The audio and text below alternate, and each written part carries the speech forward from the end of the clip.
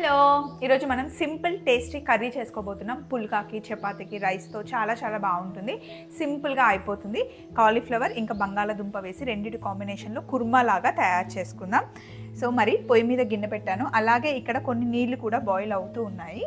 ఇప్పుడు ఇందులో నేను కొద్దిగా ఉప్పు ఇంకా కాస్త పసుపు వేసి ఇలా చిన్న ముక్కలుగా కట్ చేసుకున్న కాలీఫ్లవర్ వేసాను. ఇవి ఒక ఉడికితే సరిపోతాయి. అలాగే ఇంకొక ప్యాన్ పొయ్యి మీద ఉంది. ఇందులో కొంచెం నూనె వేసుకుందాం. కర్రీకి సరిపడే ఆయిల్ వేసేసుకొని సన్నగా తరిగి పెట్టుకున్న ఉల్లిపాయ ముక్కలు, అలాగే కట్ చేసి పెట్టుకున్న పచ్చిమిర్చి కూడా వేసి మంచి కలర్ వచ్చే వరకు ఫ్రై చేసుకోవాలి. ఇంకా ఇక్కడ ముందుగానే నేను ఒక 2 ఆలుగడ్డల్ని ఉడకబెట్టి పెట్టుకున్నాను. తొక్క తీసేసాను. ఉల్లిపాయలతో పాటు ఉప్పు కూడా వేసేసుకుందాం. కర్రీకి సరిపడా ఉప్పు ఇప్పుడే వేసేసుకుందాం.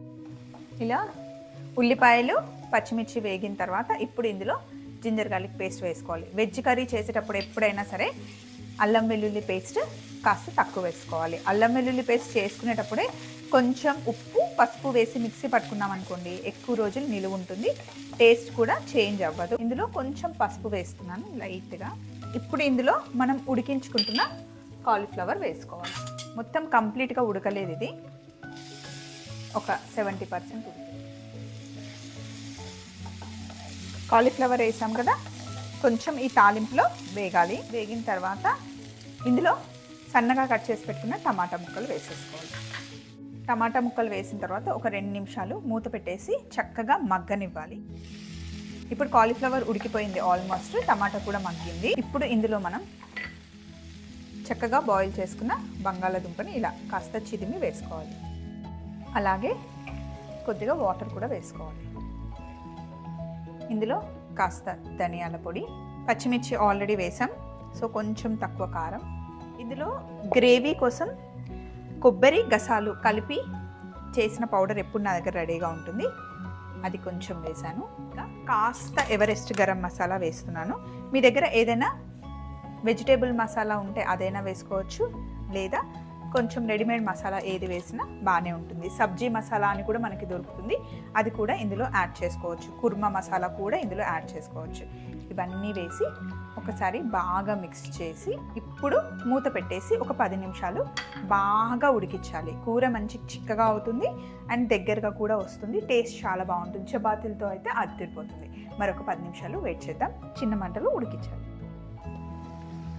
ఒక 10 నిమిషాలు ఉడికిన తర్వాత ఇలా దగ్గరగా వస్తుందన్నమాట. ఇప్పుడు మూత తీసేసి మిక్స్ చేసుకోండి. చూడండి, ఇలా థిక్గా బంగాళాదుంపని బాయిల్ చేసాం కదా, కొబ్బరి గసాలు కూడా వేసాం కాబట్టి మంచిగా థిక్ గ్రేవీ అవుతుంది. ఇప్పుడు ఇందులో కాస్త కొత్తిమీర వేసుకోవాలి లాస్ట్. అంతే, బౌల్లోకి తీసుకున్నాం. రండి, సింపుల్ కర్రీ.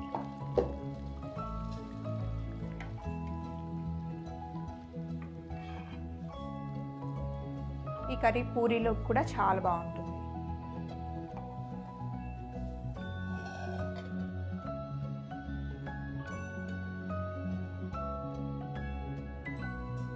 సింపుల్గా ఇలా ఏవైనా 2-3 వెజిటేబుల్స్, మీకు ఇష్టం ఉన్న వెజిటేబుల్స్ ఇలా మిక్స్ చేసుకొని కర్రీ చేసుకుంటే కనుక చాలా బాగుంటుంది. ముఖ్యంగా నైట్ టైంలో మనం చపాతీ పుల్కా తింటూ ఉంటాం కదా, చాలా టేస్టీగా ఉంటుంది. మార్నింగ్ టైంలో బ్రేక్ఫాస్ట్కి పూరీ చేసినప్పుడు కూడా ఈ కర్రీ చాలా బాగుంటుంది. ట్రై చేయండి. ఇంకా ఏమైనా డౌట్స్ ఉన్నాయా? రండి, కామెంట్ బాక్స్లో మాట్లాడుకుందాం. Take care, love you all, bye.